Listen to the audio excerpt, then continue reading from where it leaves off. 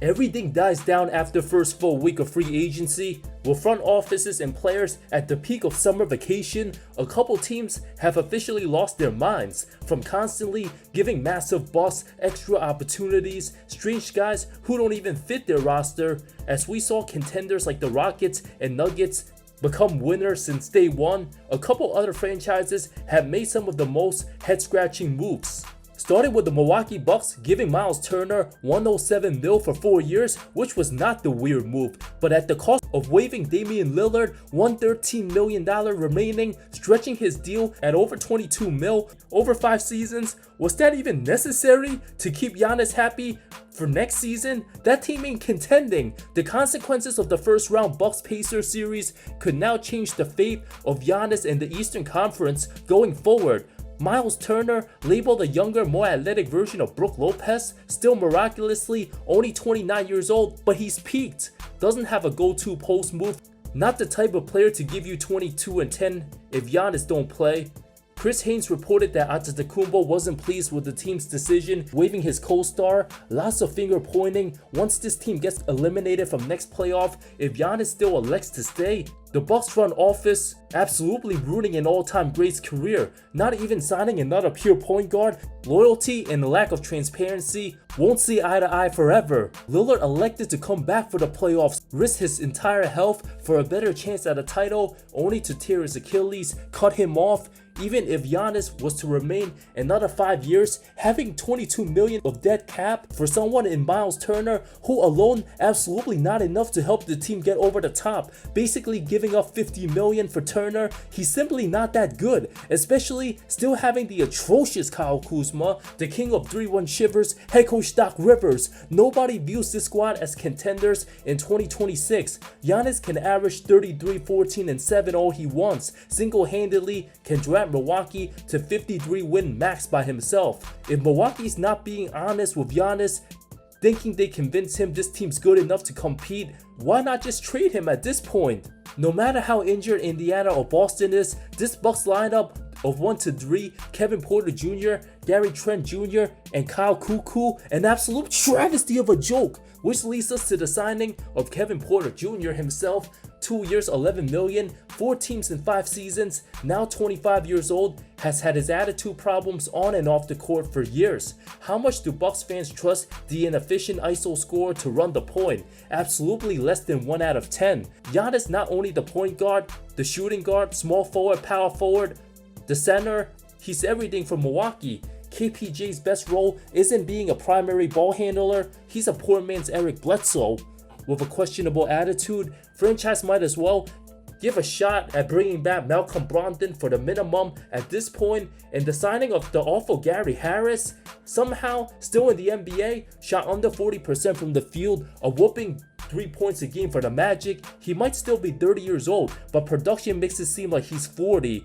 Brings nothing to the table in 2025, already resigning Gary Trent, filling the teams with 6'4 guards. Nobody remembers a single Gary Harris highlight after playing with Jokic. The Charlotte Hornets signing Spencer Dinwiddie after trading for Colin Sexton. What are they doing?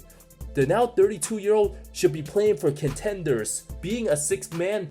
Dinwiddie more like the 16th man, still a double-digit scorer.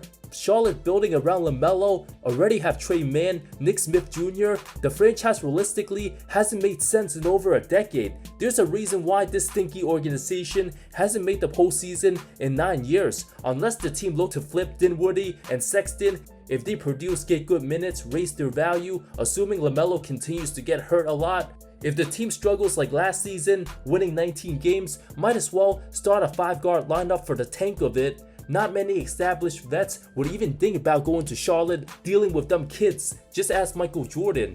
After All-Star break, if Spencer's still on the roster, might as well bench him the whole time and have Knippo and McNeely improve themselves. Dinwiddie, a subpar 3-point shooter. The front office might not even know what they're doing until they figure out what works. Only God knows when the Hornets will end the current NBA's longest playoff drought. Then a Schroder to the Sacramento Kings, soon to be 32 years old, will be entering year 13. At this stage of his career, looking to become a rich man-ish myth. Will be on his 10th different team, 8 franchises played since 2020, always on the market. 3 years, $45 million, the third year partially guaranteed, where he will be almost 35 years old. What are the odds he won't last a full 2 seasons before getting traded? Likely be dealt by the deadline next season if we're being realistic.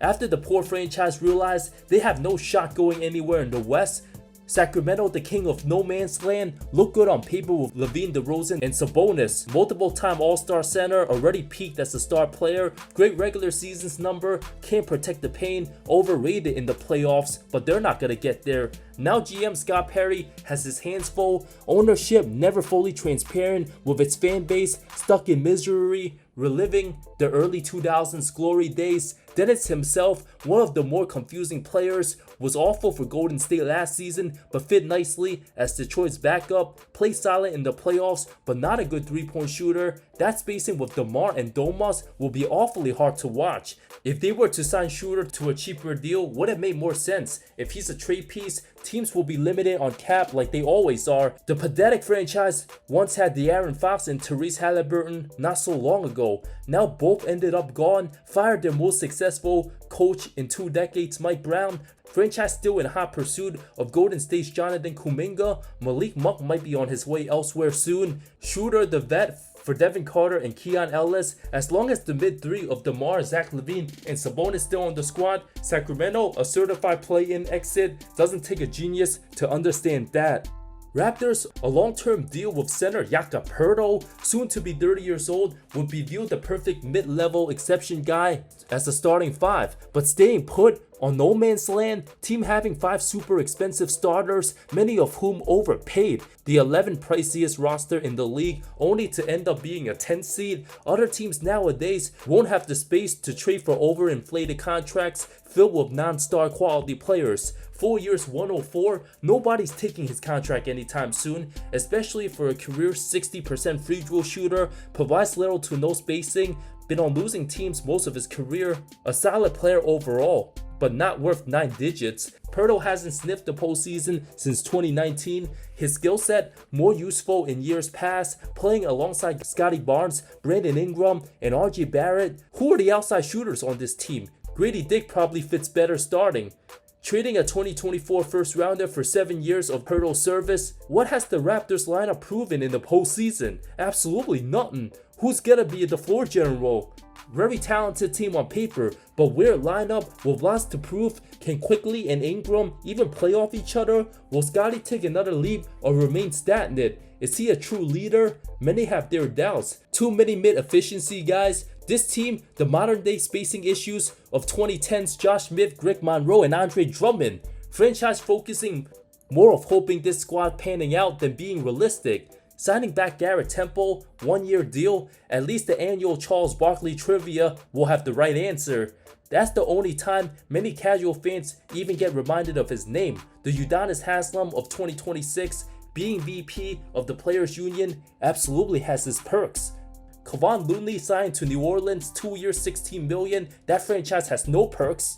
What's weird is DeAndre Jordan finally not getting signed. If Calvin Booth still remained Denver's GM, it's almost guaranteed DJ be one of the first names signed to a vet minimum first couple hours of free agency, and that be the only Nuggets move for the day. It's now a high possibility Jordan finally played his final NBA game. Many of us thought after that Lakers blooper 3 years ago he'd be out the league, but enjoyed a couple years longer than many thought. Denver might as well add him to the coaching staff for the drill of it. Many think D'Angelo Russell to Dallas and DeAndre Ayton to Lakers weird signings, but both absolutely make total sense. They might not be likable, but Mavs waiting for Kyrie to heal, and Lakers desperately needed any decent center, snatched the most talented one that was available, a miracle that fell on their laps if he gives a damn. Between $50 million of Myles Turner at the cost of waiving Dame, KPJ running point in Milwaukee, Dinwiddie to Charlotte's guard zone, Schroder to the mid-Kings, and $104 million for Yaka in Toronto. Which one of these weirdest signing of them all? Let me know in the comments below. Golden State Warriors, absolutely no show.